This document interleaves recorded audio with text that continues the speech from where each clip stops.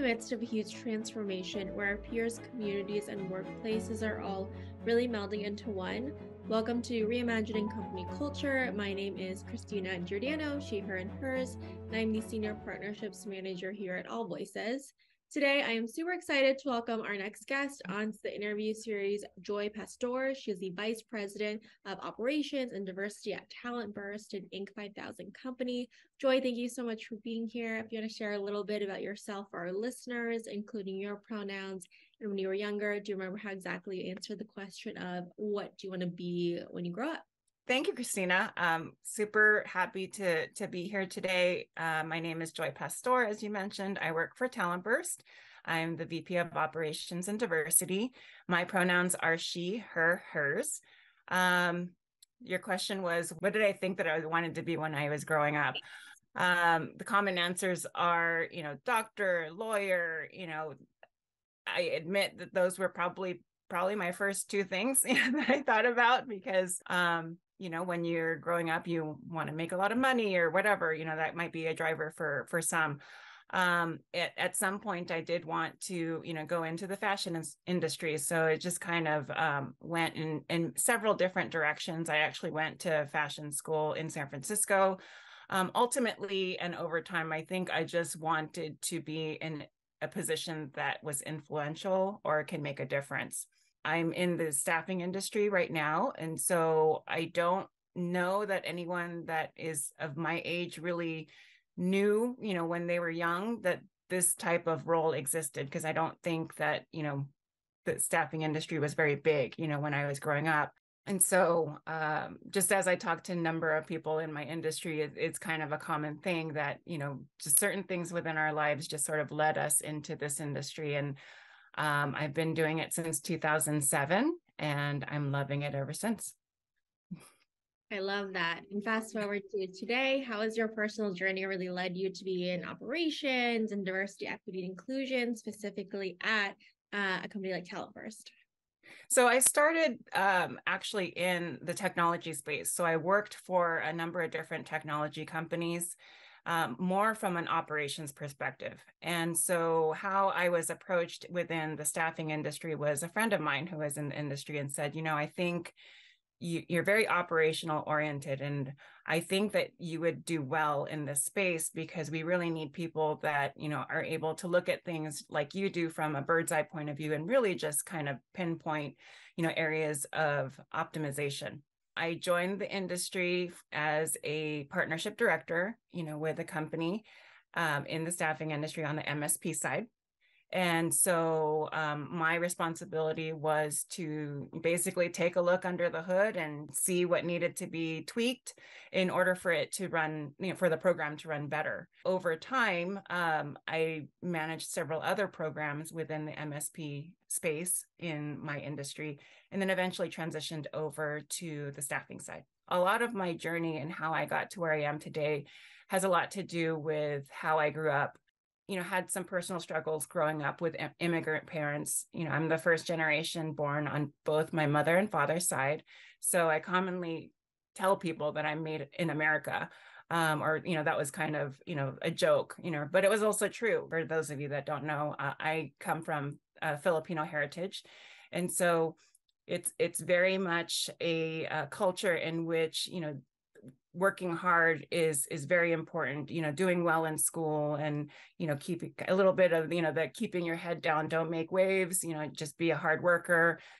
And then because you work hard and because you have good work ethics, you will make a lot of money. You'll eventually have a house, you'll have a good job. They weren't wrong, and they aren't wrong, but I've had to sort of unlearn or tweak some of those lessons that they taught me in order to be where I am today. But because of some of the lessons that I was taught from my immigrant parents, a lot of things happened to me, in my career in which, I felt like I was being overlooked or not being heard.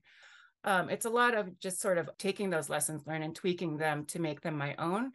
And that's what led me to be who I am today. I speak, for myself, and I try to make sure that I speak for others who can't speak for themselves. And that's ultimately what's led me to where I am today within the diversity space and at TalentBurst. So I'm actually the first person to hold a diversity title in the company, which is something I'm pretty proud of.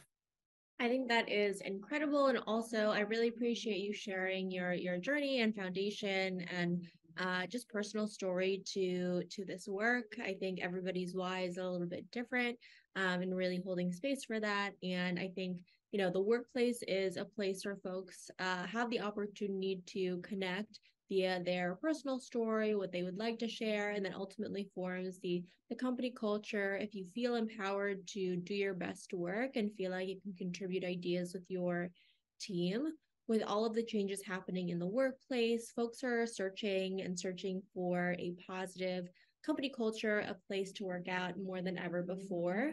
Do you think that the easiest way to improve company culture is to really identify and remove those workplace issues? Why or why not?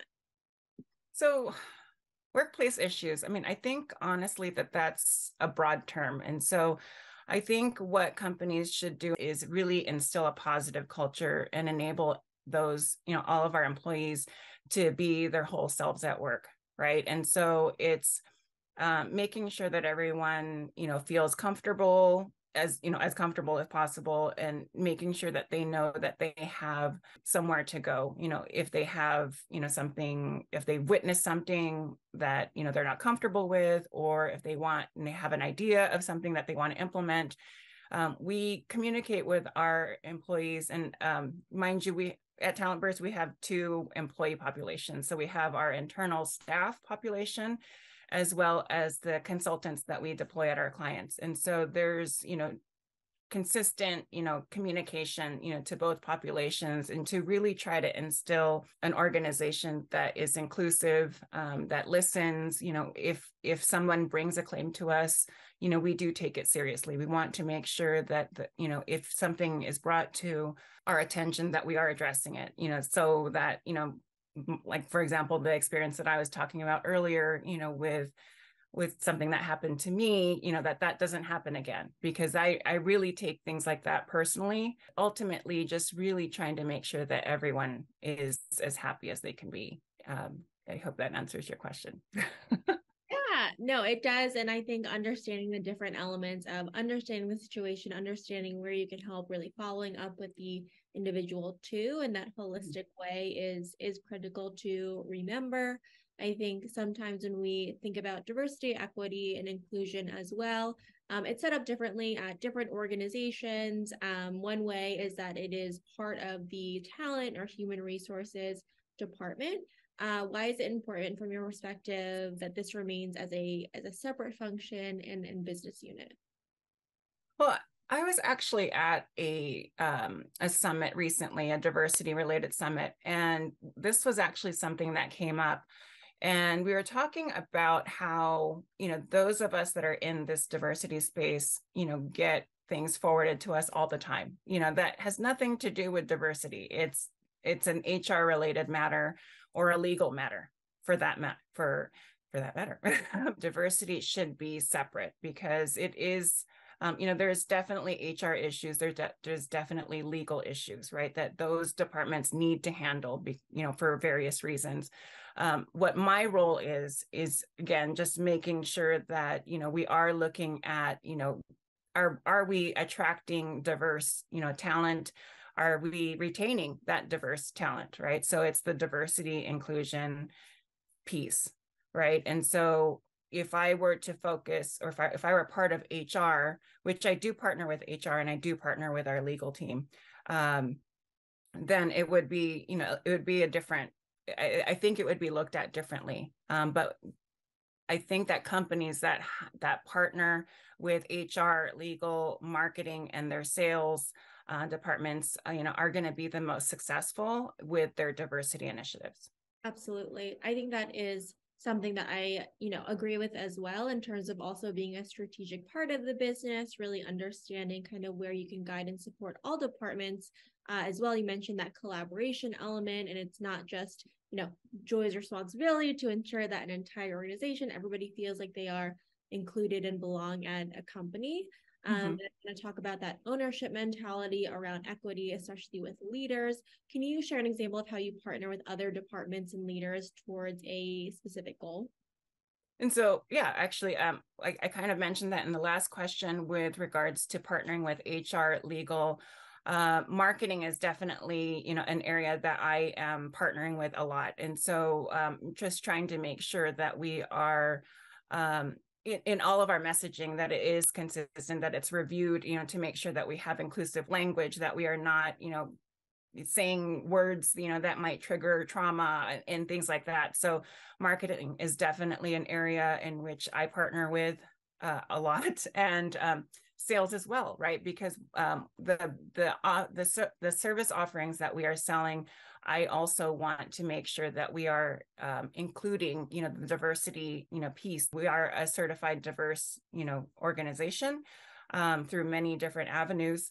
And, when you partner with us, it's not just because we have that diversity certification. We actually live and breathe, diversity. It's not just, a box, that you check.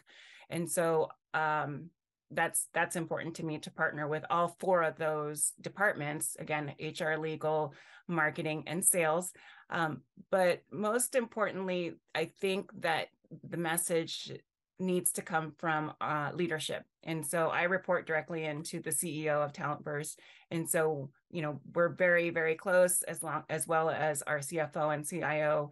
We're all very in tune in terms of what our diversity initiatives are, what we are trying to represent, the talent that we are trying to attract, whether it is in-house within the company or consultants that we are deploying to our clients, because they are a representation of us, regardless of whether or not they're a full-time employee or not. Yeah, the role of leadership can't be understated too, and just communicating the message, having a direct line to the CEO, and being aligned on goals and understanding how that manifests across the entire organization, living it and breathing.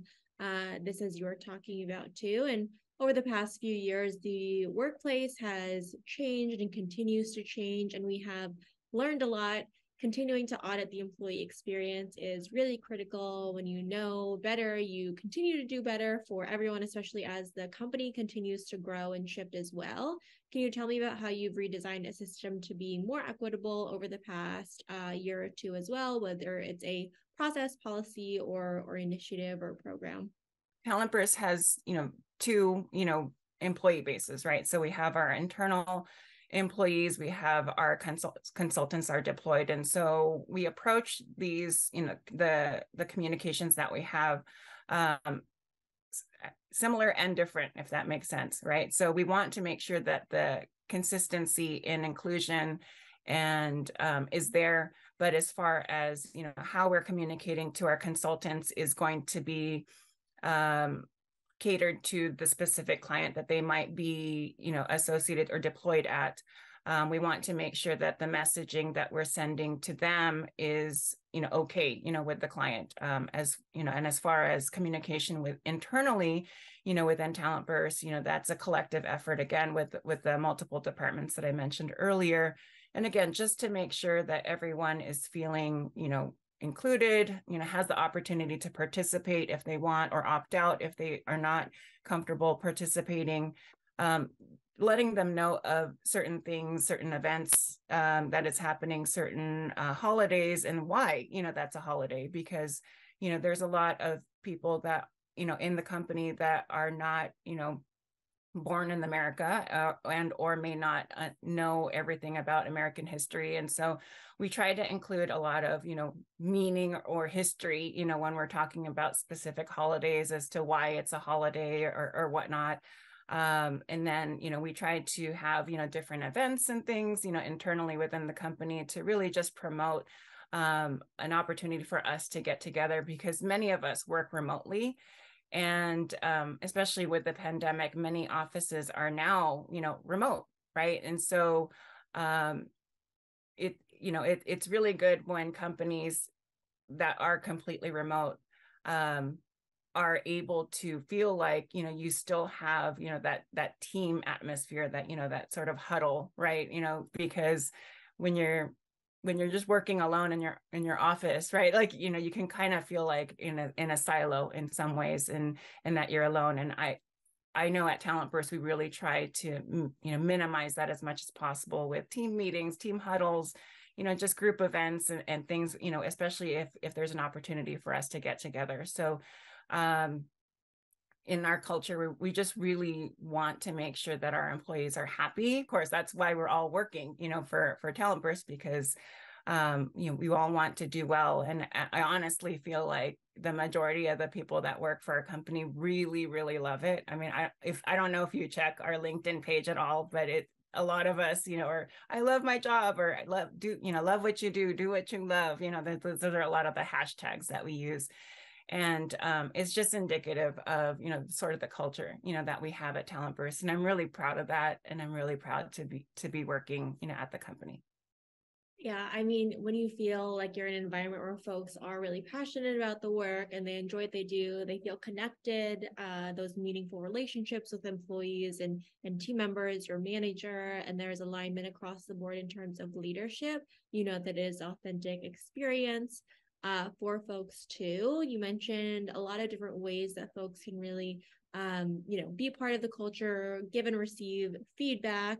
What is your philosophy around measuring diversity, equity, and inclusion initiatives and strategies, knowing that it's different for each company and industry? And we're not looking to check a box or say, we're done with these efforts, so we're not going to work on it in 2024. But what gets measured also gets invested in. And it's important to look at what's working and what's not at the same time as well. Yeah, so that brings up a lot of, project management, things from when I was, in terms of checking the box and looking at lessons learned, right? In terms of, what are some of the initiatives that we've done?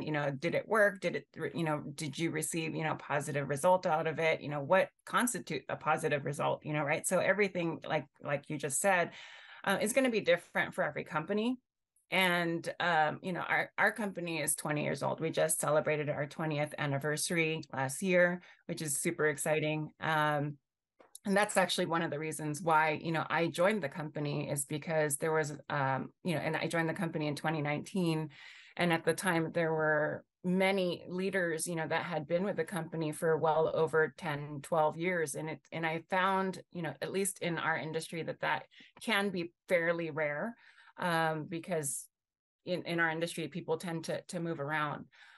So as far as measuring, diversity, equity, inclusion, belonging initiatives, I really feel like it is more than just checking a box.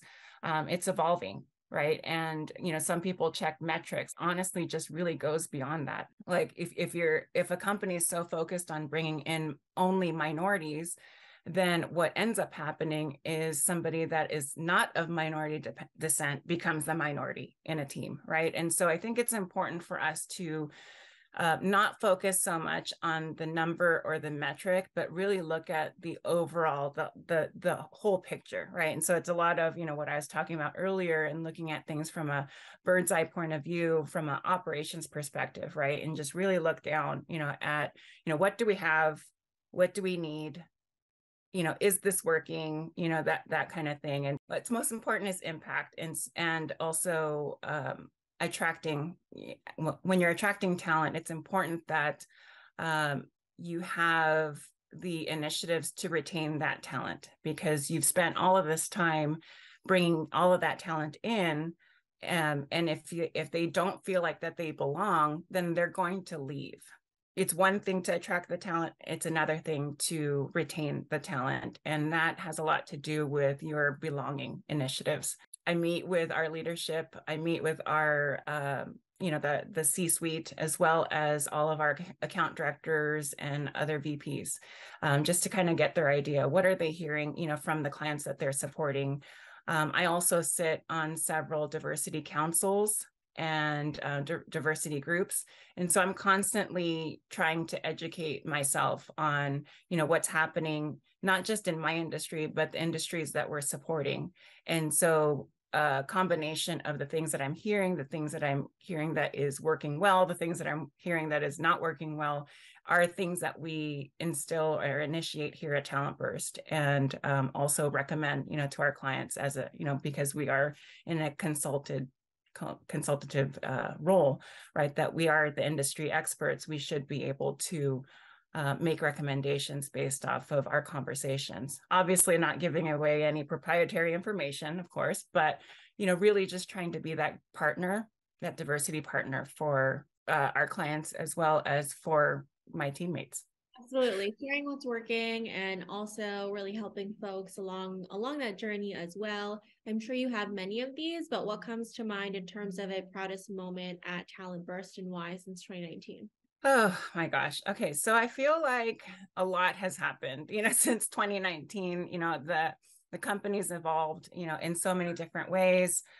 We launched, a completely separate division of life sciences, as a result of the pandemic and, some of the needs that have changed, within that. So, we're constantly pivoting, in a good way, because our leaders are so good. I love working for them, and Brad, Baljeet, and Deep, they are leaders in the industry for a reason. So some of the accomplishments I want to say, probably for me, is last year I was nominated for an award, which is the top staffing leader to watch in 2022. And I won. And it was kind of crazy, because I'm just like, oh my gosh, now what do I do? Right? And so, of course, that, was a driver, for me to just, or not a driver, but more of like a very big accomplishment for me, in terms of, okay, the work that I'm doing is making an impact. I'm looking at my young self, when I said that I wanted to be in a position of influence, and saying, this probably wasn't exactly what I thought that I was going to be doing, but I feel like I am making a difference, and at least a difference, if not, for people that I work with or work for, but for my daughters. Since winning the award in 2022, it's really just driven me, further. And I've also been nominated for 2023. So, so we'll see what happens in January when they release the results. Very nice. Well, congratulations on your award and good luck for 2023. Thank you. We asked a lot of questions around your journey to this work and kind of your thoughts around strategy. I want to pass the mic back to you to see if there's anything I didn't ask that you want to share with folks listening, or underscoring any key takeaways, anything you hope folks bring with them after hearing our conversation today. So I think the most important thing is to be open, right, to new ideas and differentiating opinions, because as I mentioned earlier with, how I grew up, right? So a lot of the things, the decisions that I make professionally and personally, it's important for all of us to understand that we have them, right? And it's not a bad thing, or it's not always a bad thing. But what's important is to understand that they exist. And so being open-minded to new ideas and differentiating opinions is important, because, you can agree, to disagree, in a particular situation, or you should be able to agree to disagree. And so I think that, if that's one takeaway, is to, be open. And then number two is to, always try to learn new things. I made a commitment to myself that I was going to do the work every day, to be, at least one step further in terms of understanding somebody who is not like me. And, whether that's, from a personal level or a professional level, that is, something, that I do. And I honestly would love to partner, with anyone. So if there's any, recommendations or groups or things that you feel like, would be a great thing for me to look into, I'd love to hear it. Awesome. Joy, thank you so much for taking the time to be on Reimagining Company Culture this afternoon. Thank you. Of course. And as a reminder for folks who are listening, at AllVoices, we really believe in both employees and employers being seen, heard, and understood, and know it's a requirement for the business to really succeed overall. Have a great rest of your day, everyone.